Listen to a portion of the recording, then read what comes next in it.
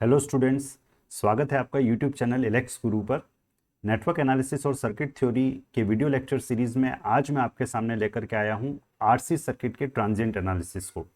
RL circuit का transient analysis और initial condition पर हमने जो वीडियो जारी किया है, उन वीडियोस को आप एक बार ज़रूर से देखें, क्योंकि जब आपका डिफरेंशियल इक्वेशन का कंसेप्ट क्लियर होगा और साथ ही साथ इनिशियल कंडीशन पर जो हमने 5 इंपॉर्टेंट पॉइंट्स आपको बताए हैं, अगर वो 5 पॉइंट्स आपके दिमाग में एक बार सेट हो गए तो नेटवर्क एनालिसिस के इस पर्टिकुलर पोर्शन में, जो कि स्टूडेंट्स को बहुत ही ज़्यादा टफ लगता है, वो आपके लिए बहुत आसान हो जाएगा। वो इतना आसान हो जाएगा कि आप एग्जाम में सबसे पहले इसी क्वेश्चन को अटेम्प्ट करेंगे। तो बने रहिए एलेक्स गुरु पर। हमारे वीडियोस आप देखें, पूरे देखें, लाइक करें, शेयर करें और साथ ही साथ चैनल को आप सब्सक्राइब करें, ताकि ऐसे वीडियोस में बना करके आपके लिए लेकर आता रहूं। सीरीज आरसी सर्किट स्टार्ट करने से पहले मैं उन इंपॉर्टेंट पॉइंट्स को रिकैप करूंगा जो कि हमें इस पर्टिकुलर प्रॉब्लम को या ट्रांजिएंट और इनिशियल कंडीशन की प्रॉब्लम्स को सॉल्व करने के लिए यूज करने पड़ते हैं। बार बार रिकैप करने का मीनिंग सिर्फ और सिर्फ ये है कि आपके दिमाग में ये पॉइंट्स एक बार सेट हो जाएं। अगर आपके दिमाग में ये पॉइंट्स सेट हैं तो फिर आसानी से आप इन प्रॉब्लम्स को सॉल्व कर सकते हैं। और ज़्यादा नहीं है, 5 पॉइंट इनिशियल कंडीशन के और साथ ही साथ डिफरेंशियल इक्वेशन के होमोजीनियस और नॉन होमोजीनियस के कंसेप्ट्स। तो देखिए, 5 इंपॉर्टेंट पॉइंट जो हमने आपको बताए हैं। रेजिस्टेंस के केस में स्विचिंग का कोई इफेक्ट नहीं होता है, जिसको मैं जनरली नो चेंज लिखता हूँ। रेजिस्टेंस के लिए स्विचिंग का कोई इंपैक्ट नहीं। इंडक्टर के लिए हमने थंब रूल बनाया है कि इंडक्टर में स्विचिंग से पहले का करंट हमेशा स्विचिंग के बाद के करंट के बराबर होता है। शॉर्ट होगा, ओपन होगा, करंट सोर्स बन जाएगा, नहीं बनेगा, ये सब कहानी हम इन कंडीशंस को यूज करके बनाएंगे, है ना। तो हमें सिर्फ इन 5 पॉइंट पे कॉन्सेंट्रेट करना है। VC0 minus is equal to VC0 plus for capacitor, और साथ ही साथ inductor at T equal to infinity हमने बोला है कि शॉर्ट सर्किट हम कंसिडर करेंगे, इसी को हम स्टडी स्टेट भी बोलते हैं। और capacitor at T equal to infinity हम ओपन सर्किट कंसिडर करेंगे। दूसरा इंपॉर्टेंट पॉइंट हमें डिफरेंशियल इक्वेशन के बारे में याद रखना है। डिफरेंशियल इक्वेशंस की जब हम बात करेंगे तो हमें डिफरेंशियल इक्वेशंस या तो D by D T plus P I equal to Q form में मिलेगी, या फिर D I by D T plus P I equal to 0 form में मिलेगी। इस डिफरेंशियल इक्वेशन को आई की जगह वी भी हो सकता है और वी की जगह आई भी हो सकता है।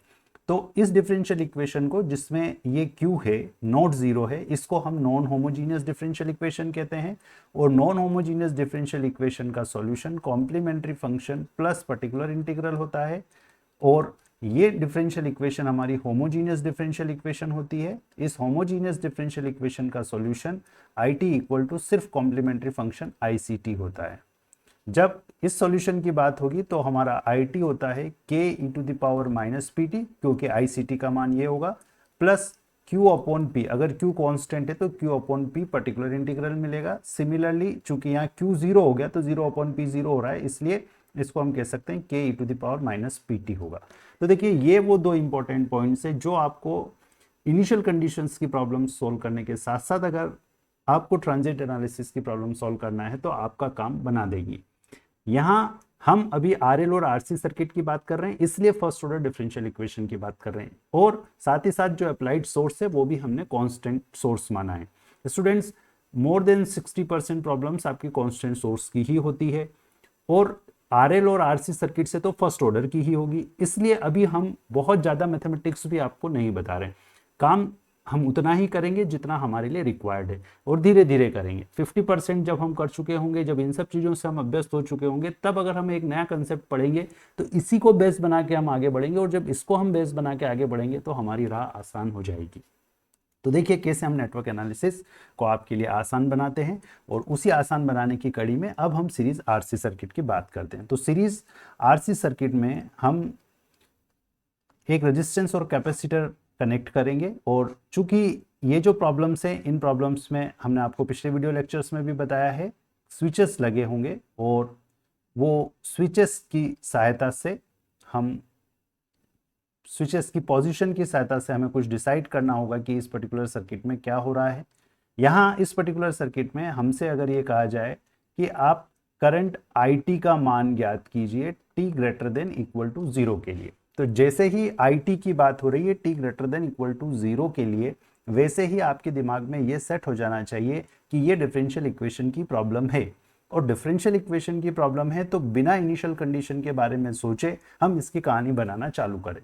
कहानी बनाना स्टार्ट करने से ये होगा कि हम आधे रास्ते तो सिर्फ बेसिक्स को यूज करके, जिसमें कोई डिफरेंशियल इक्वेशन का सॉल्यूशन नहीं, कोई इनिशियल कंडीशंस के 5 पॉइंट हम यूज नहीं करेंगे और हम आधे रास्ते पहुंच जाएंगे, ताकि हमारी आधी जर्नी तो कंप्लीट हो जाए। तो चलिए हम हमारी जर्नी स्टार्ट करते हैं।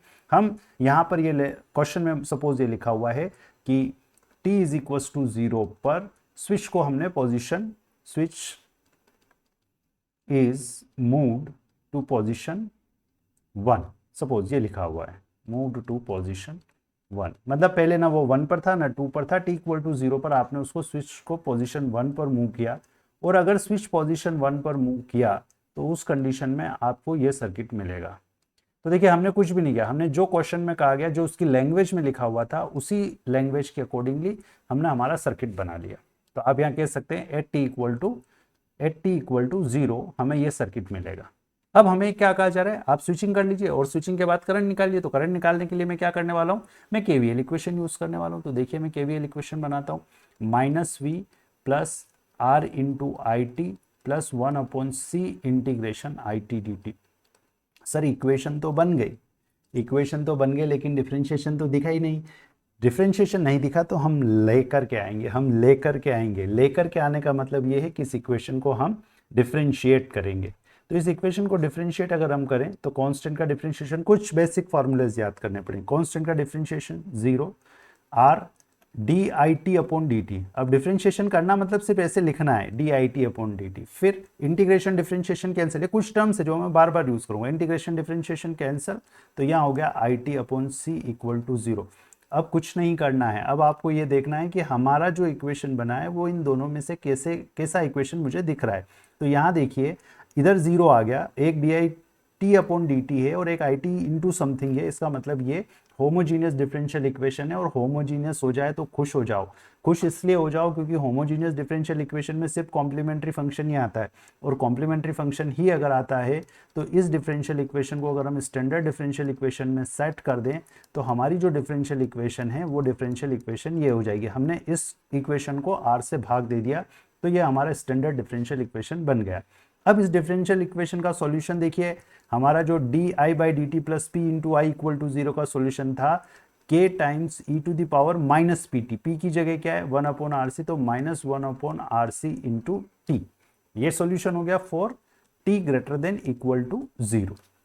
अब ये जो सॉल्यूशन मिला, इस सॉल्यूशन में ये वो k कांस्टेंट है जिसका मुझे मान निकालना है।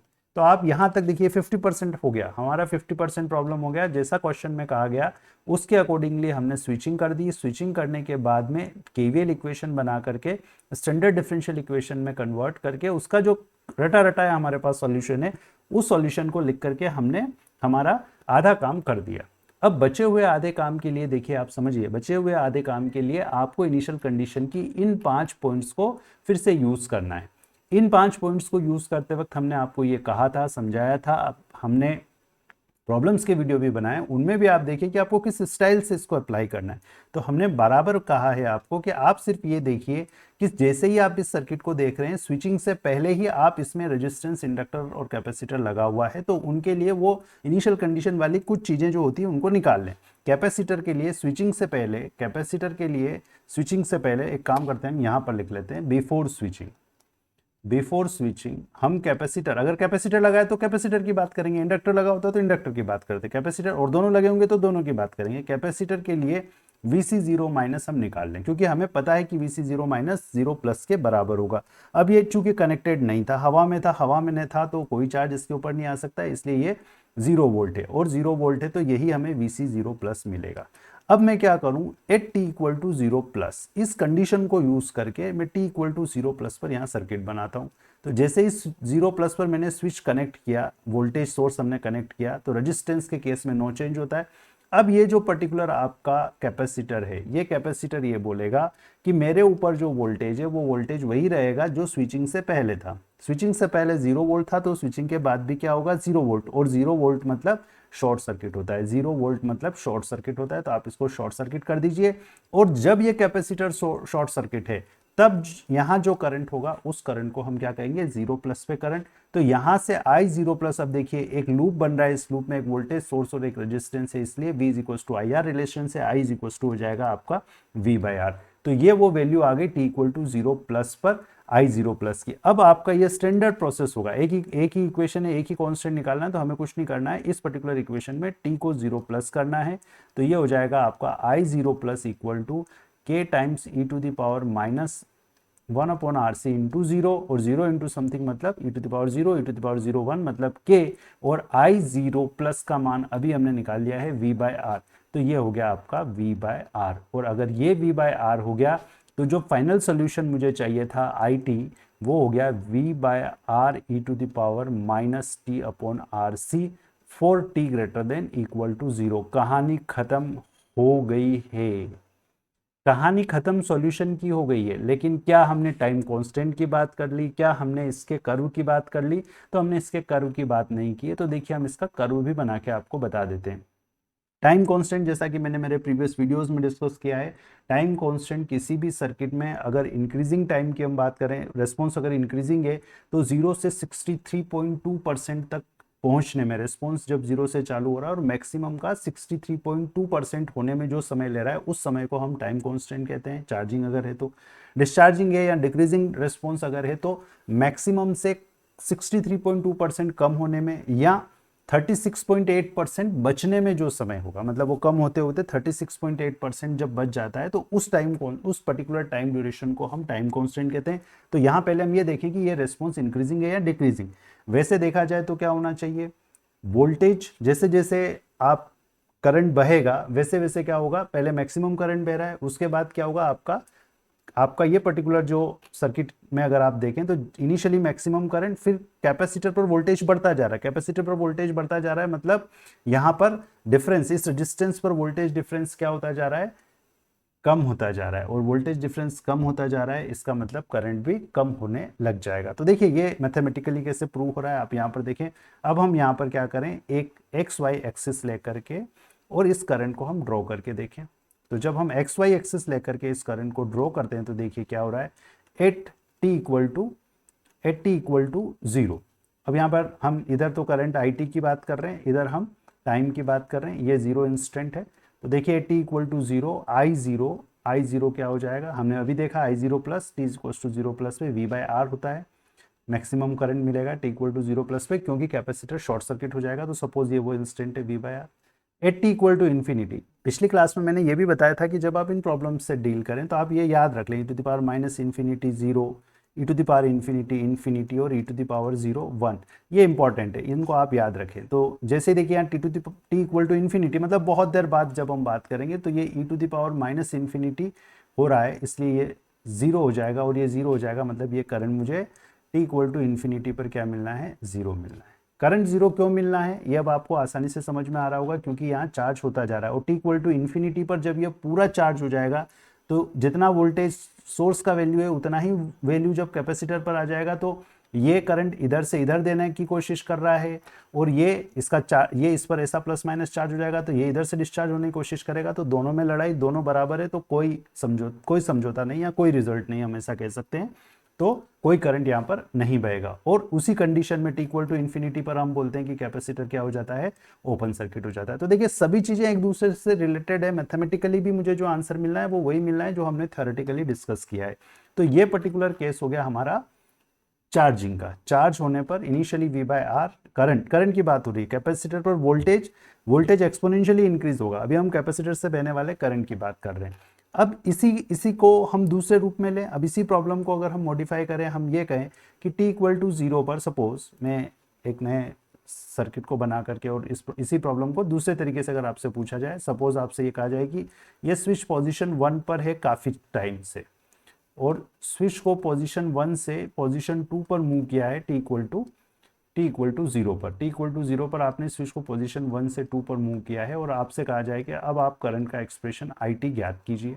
तो यहाँ हमें ज़्यादा कुछ नहीं करना, ज़्यादा दिमाग नहीं लगाएंगे। अभी आधा रास्ता हम कैसे पार करेंगे, at T equal to zero circuit बनाइए। टी इक्वल टू जीरो पर उसने कहा कि ये कैपेसिटर है, ये रेजिस्टेंस है, और आपने इस स्विच को पोजीशन 2 पर कनेक्ट कर दिया। और अब आपसे अगर सपोज इसी दिशा में बहने वाला करंट पूछा जा रहा है, तो आप सिर्फ वो सर्किट बनाइए जो टी इक्वल टू जीरो पर बनेगा, और इसमें सीधा आप क्या करें, डिफरेंशियल इक्वेशन बनाएं। तो KVL loop 1 R into I T 1/c integration I T D T equal to zero. अब डिफरेंशिएशन तो है ही नहीं, डिफरेंशिएशन नहीं है तो डिफरेंशिएट करो भैया, डिफरेंशिएट करो। डिफरेंशिएशन करते हैं, ये हो जाएगा R D I T upon D T plus I T upon C, integration differentiation cancel, बार बार वही कहूंगा जो एक बार कहा है, और हर बार कुछ नया प्रॉब्लम सॉल्व होगा। तो देखिए अब क्या हो रहा है, फिर से स्टैंडर्ड डिफरेंशियल इक्वेशन में कन्वर्ट करो, D I T upon D T plus 1 upon R C. ये तो वैसा ही हो गया, वैसा ही हो गया भैया, वैसा ही हो गया। होमोजीनियस डिफरेंशियल इक्वेशन सॉल्यूशन में सिर्फ कॉम्प्लीमेंट्री फंक्शन के E to the power minus T upon R C exactly same हो गया for T greater than equal to zero. तो फिर सर फर्क कहाँ पड़ा, फर्क पड़ेगा इस कांस्टेंट को निकाल लेते हैं, देखते हैं कांस्टेंट की वैल्यू क्या आ रही है। अब अगर जब हम इस कांस्टेंट को निकालते हैं तो यहां देखिए टी इक्वल टू जीरो पर बिफोर स्विचिंग, अब देखिए इनिशियल कंडीशन का जब हम यूज करेंगे तो हम स्विचिंग से पहले जो एलिमेंट्स लगे हैं उनके बारे में बात करेंगे। कैपेसिटर पर वोल्टेज VC0 माइनस, हम ये कह रहे हैं कि अगर बहुत देर से स्विच पोजीशन 1 पर कनेक्ट था, तो जैसा कि अभी हमने यहाँ पर देखा, बहुत देर में क्या हो रहा था, ये करंट जीरो हो रहा था। करंट जीरो इसलिए हो रहा था कि ये कैपेसिटर पूरा V वोल्ट से चार्ज हो रहा था। इस पर्टिकुलर सर्किट में चूंकि सोर्स से सीधे ये एक रेजिस्टेंस के माध्यम से कनेक्टेड है, तो t इक्वल टू इन्फिनिटी पर ये कैपेसिटर पूरा क्या हो जाएगा, चार्ज हो जाएगा। इसका मतलब ये हुआ कि स्विचिंग से पहले चूंकि सर्किट स्टडी स्टेट में है, स्विच काफी देर से पोजीशन 1 पर कनेक्टेड था, इसलिए VC0 माइनस हो जाएगा V वोल्ट अगर ये हो जाएगा तो t equal to zero plus पर ये VC0 प्लस यही रहेगा। और अगर ये यही रहेगा तो देखिए जैसे ही आप इस स्विच को, अब मैं t equal to zero plus पे सर्किट बनाऊं, तो t equal to zero plus पर आपका कैपेसिटर V वोल्ट दिखाएगा, मतलब एक बैटरी दिखाएगा V वोल्ट की, और इधर आपने बैटरी को बाईपास कर दिया है, स्विच पोजीशन 2 पर आया था, तो ये ऐसा सर्किट बन रहा है। ये V वोल्ट की बैटरी, ये R, और अगर इस दिशा में जाने वाला करंट I0 प्लस में बोल रहा हूँ, तो देखिए चूंकि ऐसा इस पर प्लस माइनस आएगा, कैपेसिटर जब भी चार्ज होगा तो ऐसा प्लस माइनस बनेगा, और करंट की दिशा हमेशा अपन प्लस से बाहर आती हुई लेंगे। इसका मतलब ये जो I0 प्लस है, सिर्फ वही केस बन रहा है, वापस V और R हो रहा है, लेकिन दिशा अलग है, इसलिए माइनस V बाय R होगा। और अगर I0 प्लस का माइनस V बाय R होगा, तो IT का मान हो जाएगा minus V by R into E to the power minus T by R C for T greater than equal to zero. अब यहाँ पर क्या करना है आपको, फिर से वही, अगर आपको इसको प्लॉट करना है तो देखिए t इक्वल टू जीरो पर at t equal to zero plus पर जो करंट का मैग्नीट्यूड होगा, देखिए मैं मैग्नीट्यूड की बात कर रहा हूँ, तो मैग्नीट्यूड हो जाएगा, वैल्यू एक्चुअल वैल्यू लिखें तो minus V by R. Minus V by R दिशा बस दिखा रहा है कि हमने करंट इस दिशा में माना है, लेकिन करंट एक्चुअल करंट इस दिशा में बहेगा, इसलिए माइनस वी बाय आर। और t is equal to infinity पर देखिए फिर से I0 प्लस क्या, I इन्फिनिटी क्या हो जाएगा, t इक्वल टू इन्फिनिटी पर I इन्फिनिटी हो जाएगा minus V by R E to the power minus infinity, और माइनस इन्फिनिटी जीरो होता है, इसलिए ये हो जाएगा zero into V by R, मतलब जीरो। मतलब वही हो रहा है आपका, ये जो पर्टिकुलर कैपेसिटर है, ये कैपेसिटर डिस्चार्ज हो जाएगा इस रेजिस्टेंस के माध्यम से, और करंट हो जाएगा आपका जीरो। तो इसको हम प्लॉट भी कर सकते हैं। देखिए अगर हम इसको प्लॉट करें तो क्या होगा, अगर मैं मैग्नीट्यूड प्लॉट करूं, मैग्नीट्यूड ऑफ आई टी अगर हम प्लॉट करें, तो मैग्नीट्यूड ऑफ आई टी देखिए क्या होगा, टी इक्वल टू जीरो पर हम देखें तो वही current magnitude V by R है, और टी इक्वल टू इन्फिनिटी पर ये आपका हो रहा है जीरो, वही एक्सपोनेंशियली डिक्रीजिंग, क्योंकि सेम वही केस हो रहा है, कैपेसिटर पहले चार्ज हो रहा था, अब कैपेसिटर डिस्चार्ज हो रहा है, और करंट चूंकि कैपेसिटर पूरा डिस्चार्ज हो जाएगा तो करंट जीरो हो जाएगा। तो स्टूडेंट्स ये था पूरा हमारा आरसी सर्किट के लिए चार्जिंग और डिस्चार्जिंग, और कैसे हम डिफरेंशियल इक्वेशन को यूज करके आरसी सर्किट के लिए ये सर्किट्स करंट की वेवफॉर्म ड्रॉ करेंगे, और कैसे हम करंट के मान निकालेंगे। टाइम कांस्टेंट की अगर हम यहाँ पर बात करें तो यहाँ पर डिक्रीजिंग केस हो रहा है, और डिक्रीजिंग केस हो रहा है तो मैक्सिमम से 63.2% कम होने, या हम ऐसा कहें कि 0.368 V बाय आर रहने में जो समय लगेगा, इस समय को हम टाइम कांस्टेंट t कहेंगे और इसका मान हमारे इस पर्टिकुलर सर्किट के लिए RC होगा, जो कि हम e to the power minus T by T के कंसेप्ट से माइनस टी अपॉन टी, तो ये जो कैपिटल T की जगह जो लिखा हुआ है इस पर्टिकुलर सर्किट, इस पर्टिकुलर इक्वेशन में आप देखिए कैपिटल T की जगह RC लिखा हुआ है, तो हमारा T टाइम कांस्टेंट RC हो जाएगा। तो सीरीज RC सर्किट के लिए time constant capital R into C होता है, ऑब्जेक्टिव टाइप का बड़ी बड़ी एग्जाम में पूछा जाने वाला क्वेश्चन है। RL सर्किट के लिए वो L बाय R था। तो ऐसे ही इंपॉर्टेंट क्वेश्चंस और कंसेप्ट्स के लिए आप बने रहें इलेक्स गुरु पर। वीडियो पूरे देखें, पूरे देख करके पसंद आने पर लाइक ज़रूर से करें, चैनल को शेयर करें, वीडियो शेयर करें और चैनल सब्सक्राइब करें, ताकि ऐसे वीडियोस हम आपके लिए बना करके लेकर आते रहें। वीडियो पूरा देखने के लिए बहुत बहुत धन्यवाद।